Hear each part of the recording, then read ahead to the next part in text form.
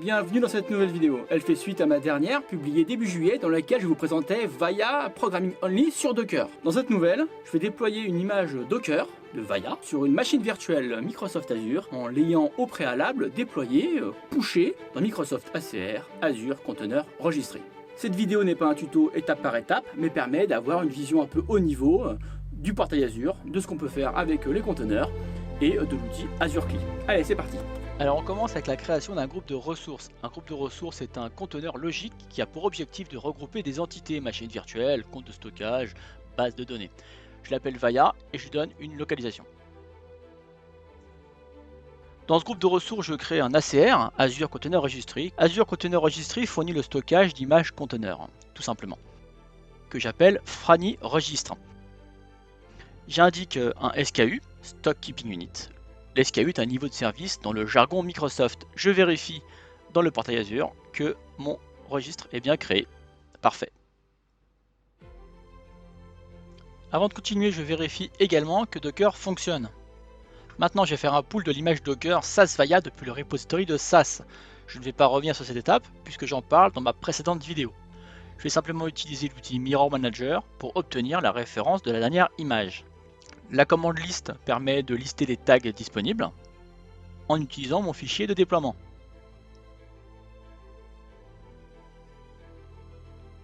J'obtiens ainsi la dernière version et je peux faire mon Docker pull.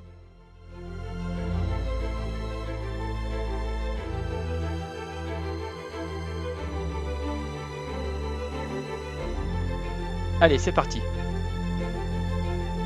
Alors pendant que ça télécharge, je ne peux que vous encourager à vous abonner à ma chaîne YouTube.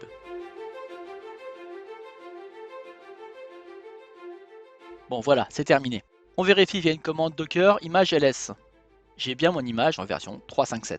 Pour pouvoir faire le push, il faut utiliser un tag pour créer un alias de l'image. Cet alias doit contenir le chemin complet par le registre Azure. Je vérifie le nom sur le portail et je fais un copier-coller.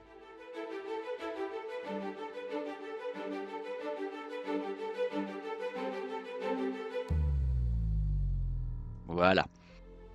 On vérifie. C'est parfait. Maintenant que nous avons étiqueté l'image avec le chemin complet du registre Azure, nous pouvons la pousser simplement dans ce registre avec un Docker push.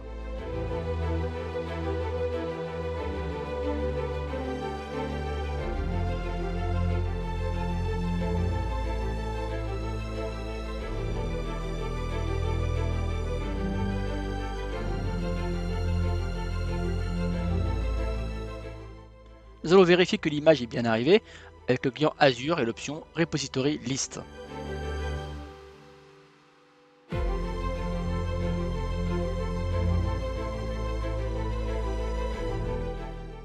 Il est possible d'afficher la liste sous forme de tableau. Ici, nous n'avons qu'une seule image, l'intérêt est donc limité.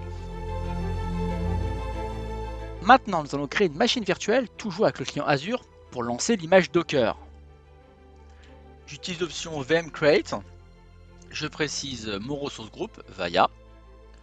Je donne un nom, Vaia Prog 3.5. Le nom de l'image, un CentOS.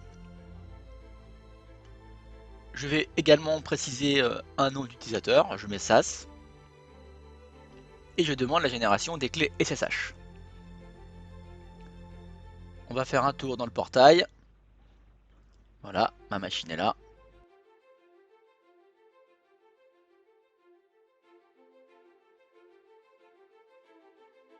Je me connecte en SSH à la machine. Voilà. Alors pour aller plus vite dans la vidéo, j'ai déjà installé tout ce qu'il fallait, le client Azure et Docker. Je vais juste vérifier qu'il est démarré et qu'il fonctionne. Je me connecte à Azure. Et je me connecte à mon repository.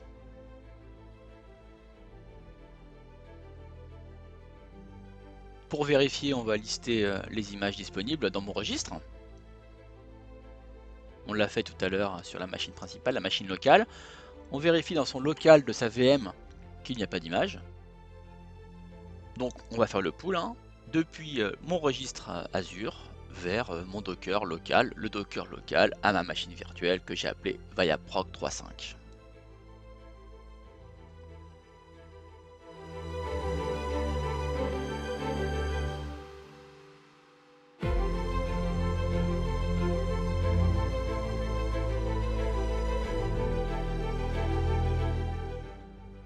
Voilà, Docker image ls, elle est bien là.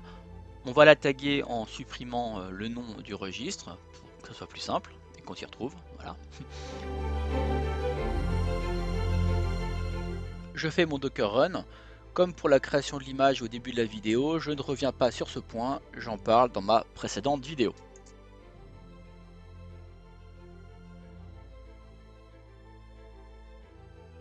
Dans ma commande Docker Run, j'ai fait pointer le port 80 vers le port 8888. Donc j'ouvre ce port sur ma machine virtuelle.